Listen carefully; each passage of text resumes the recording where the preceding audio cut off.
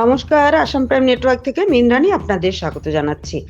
বানভাসীদের খোঁজ নিতে কাটিগড়ায় প্রদেশ কংগ্রেস সভাপতি ঘুরে দেখলেন ত্রাণ শিবির, দিলেন ত্রাণও।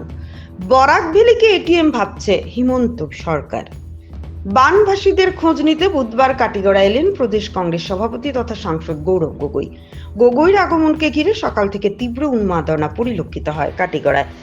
একদল চলে যান কুম্ভীগ্রাম বিমানবন্দরে, আর অন্য দল দলীয় সভাপতিকে সংবর্ধনা দিতে ডালি উত্তরীয় হাতে অপেক্ষায় ছিলেন গণিগ্রাম হাই স্কুলের গেটে, যে খোলা হয়েছে ত্রাণ শিবিরে সেখানে। এখানে আবার এক পশলা বাঘ বিতণ্ডা ঠেলা ধাক্কার ঘটনাও ঘটে। তখন পর্যন্ত গগৈর কনভয় এসে পৌঁছয়নি স্কুল কম্পাউন্ডে। প্রদেশ সভাপতির কনভয় যখন গণিগ্রামে পৌঁছলো তখন ঘড়িতে 5:30। শিবিরের গেটে কর্মী সমর্থকদের সংবর্ধনার জোয়ারে ভাসেন গগৈ। শেষে কর্মীদের ঘেরাটপে তিনি পৌঁছান শিবিরে পৌঁছেই তিনি বানভাসীদের সমবেদনা জ্ঞাপন করেন। জানান, বানভাসীদের এমন করুণ দৃশ্যে তিনি সত্যিকার অর্থেই মর্মাহত। তিনি সর্বশক্তিমানের কাছে তাদের দ্রুত বিপদ মুক্তি প্রার্থনা করেন। শেষে তিনি কথা বলেন শিবিরে আশ্রিতাদের সাথে, নিজ হাতে ত্রাণ সামগ্রী তুলে দেন তাদের। এখান থেকে আসেন গোবিন্দপুর এমই স্কুলের ত্রাণ শিবিরে। এখানকার শিবিরে আশ্রিতাদের সাথে করেন মত বিনিময়। সেখান থেকে সোজা আসেন সংস্কার চলমান কেমন সেতুতে। সেতুর দুরবস্থা দেখে রাগে অগ্নিশর্মা হন রাজ্যের প্রধান বিরোধী দলের প্রদেশ সভাপতি।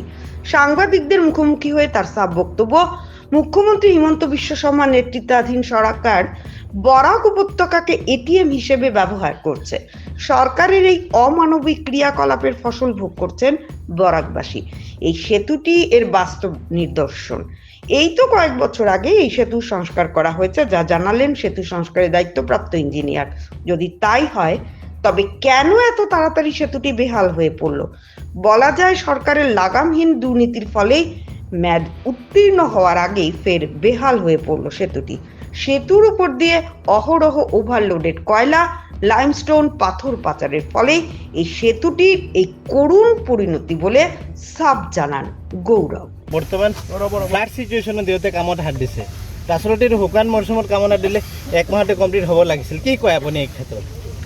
স্থানীয় ইঞ্জিনিয়াৰে আমাক জনালে যে এই ব্ৰিজখন যোৱা 2016 চনতে তাত ৰিপেয়াৰ কাম হ'ল। 16 চনত হৈছে দেই, 16 চন ৰিপেয়াৰ কাম হ'ল।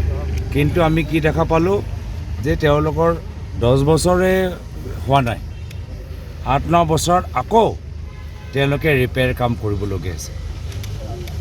তো কিনো কাম কৰিলে 2016 চনত?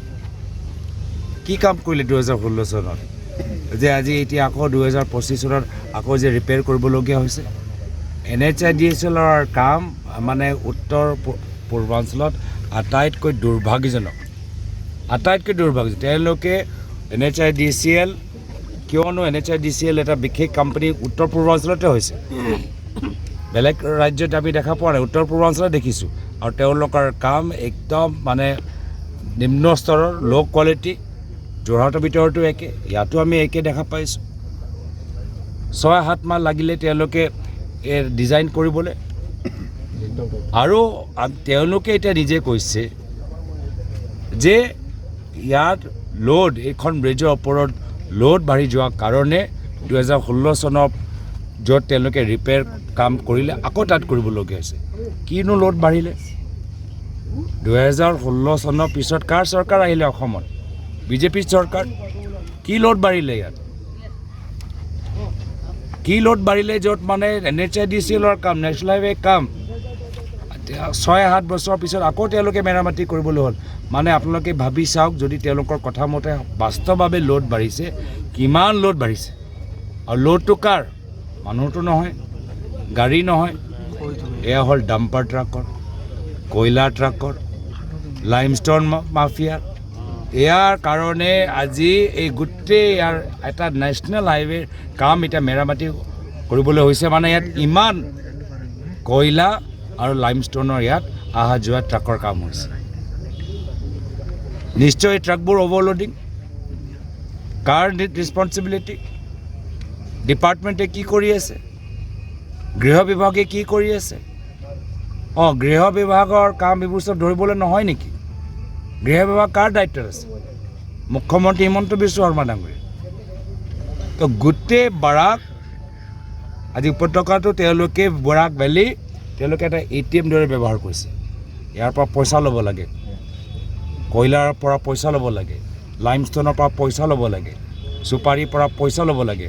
এই BJP দলে যেতিয়াৰ পৰা 2016 চনত আহিছে কয়লা, বালি, চুপাৰী আৰু লাইমষ্টোনৰ মাফিয়া যোগেদি বৰাক ভেলীটো এটা ATM দৰে ব্যৱহাৰ কৰিছে।